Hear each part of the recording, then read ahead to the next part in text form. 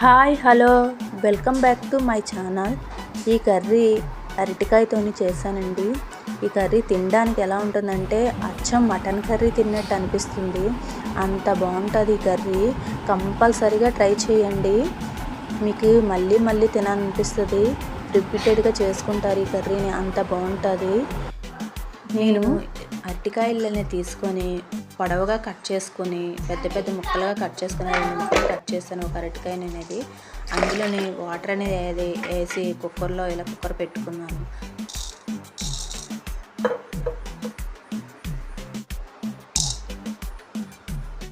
సోంపు అండ్ మిరియాలు రెండింటిని తీసుకొని మెత్తని పౌడర్ అనేది చేసుకున్నాను.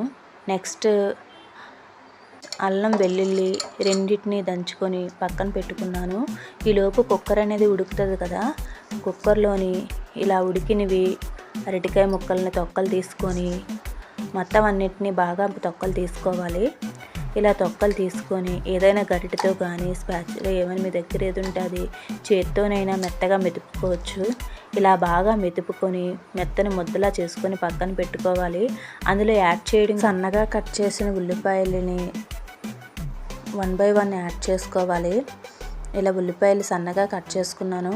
తర్వాత కొత్తిమీర అండ్ ఎండుమిర్చి, పచ్చిమిర్చి, అల్లం వెల్లుల్లి పేస్టు, ఇందాక మనం గ్రైండ్ చేసుకున్న సోంపు, మిరియాల పొడి ఇవన్నీ వేసి బాగా కలుపుకోవాలి ఈ ముక్కలకన్నీ పట్టేలాగా. తర్వాత మీ టేస్ట్కి సరిపడినంత సాల్ట్ అనేది యాడ్ చేసుకోండి. నేను 2 టేబుల్ స్పూన్ సాల్టు అండ్ కారం 1 స్పూన్ అనేది వేసాను.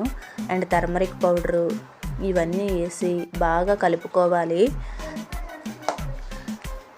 ఇలా వీడియోలో చూపిస్తున్నట్టు కలుపుకోండి. ఈ అన్నిటికీ బాగా పట్టేలాగా కలుపుకోవాలి.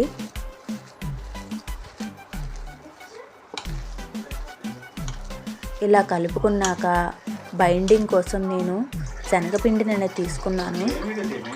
ఈ శనగపిండిని కూడా వేసి బాగా కలుపుకున్నాను. మీరు శనగపిండి బదులు వరిపిండి లేదా కార్న్ఫ్లోర్ కూడా వేసుకోవచ్చు. వీటిని అన్నిటినీ వేసి చేతికి అనేది ఆయిల్ రాసుకొని బుల్లెట్లాగా పొడవుగా చేసుకోవాలి.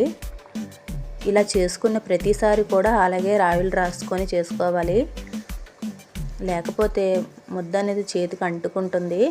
ఆయిల్ రాసుకోవడం వల్ల అంటుకోదు. ఇలా వీడియోలో చూపిస్తున్నట్టు పొడవుగా బుల్లెట్లాగా చేసుకొని ఇలా మీకు ఎంత సైజు కావాలంటే అంత సైజు కట్ చేసుకోవడమే. కట్ చేసుకొని బుల్లెట్ షేప్ వచ్చేలాగా ఇలా ఒత్తుకోవాలి.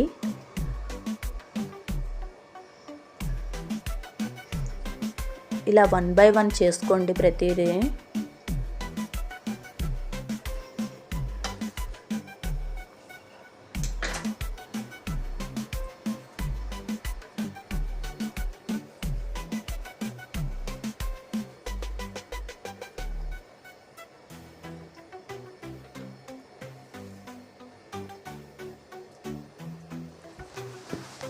ఈ బుల్లెట్ కర్రీని అనేది ఎవరైనా గెస్ట్లు వచ్చినప్పుడు కానీ చేసుకున్నారంటే కంపల్సరీగా అడుగుతారు ఎలా చేశారు ఏంటని. అంత హైలైట్ అయిపోద్ది కర్రీ. ఈ కర్రీని మనం చెప్తేనే కానీ అరటికాయ బుల్లెట్ కర్రీ అని కూడా తెలియదు.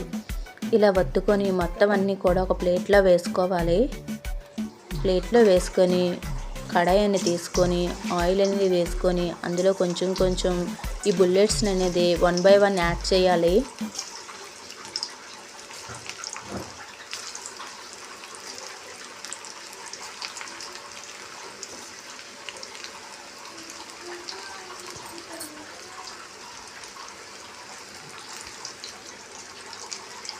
ఇలా యాడ్ చేసి వెంటనే టర్న్అవుట్ చేయకూడదు. కొంచెం వేగిన తర్వాత అప్పుడు టర్న్అవుట్ చేసుకోండి, లేకపోతే బుల్లెట్స్ అనేవి ఇరిగిపోతాయి.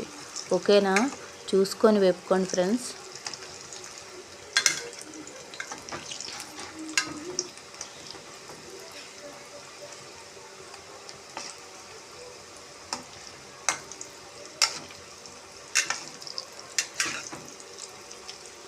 ఇలా మొత్తం అన్నీ వేగిన తర్వాత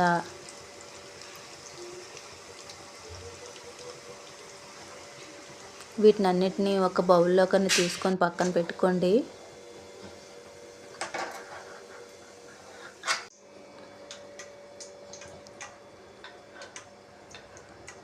ఇలా వేపుకోండి.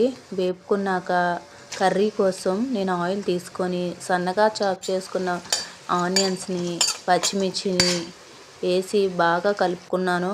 సాల్ట్ అనేది వేసుకొని చిన్న చిన్న ముక్కలుగా కట్ చేసుకున్న టమాటాలు, అల్లం, వెల్లుల్లి, జీలకర్ర, ధనియాలు,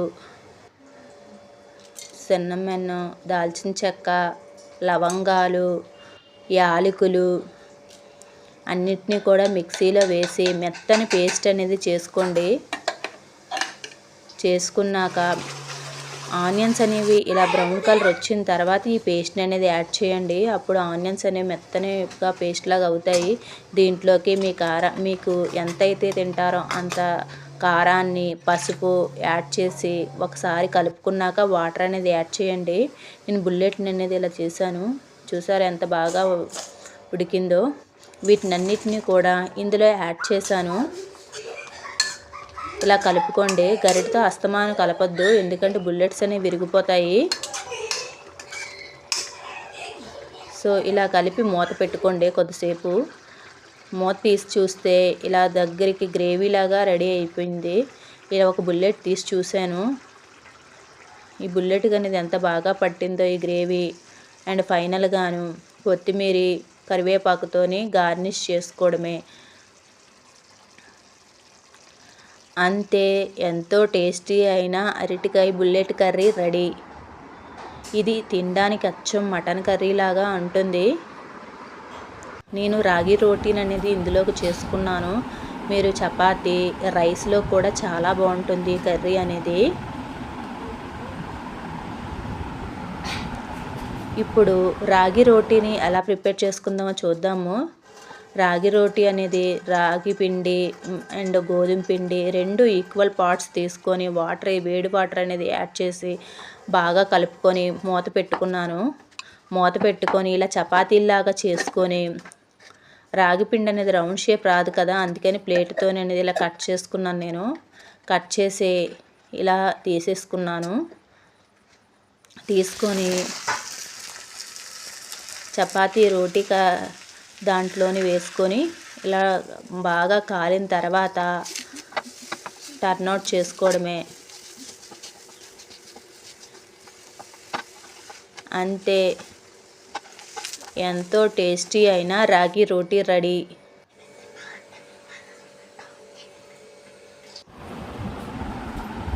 థ్యాంక్ యూ సో మచ్ అండి. ఈ కర్రీని ఒకసారి ట్రై చేయండి. చాలా అంటే చాలా టేస్టీగా ఉంటుంది. వెజిటేరియన్స్ అయితే ఇంకా బాగా ఇష్టపడతారు ఈ కర్రీని. మళ్ళీ మళ్ళీ తినాలనిపిస్తుంది, అంత బాగుంటుంది. Thank you so much.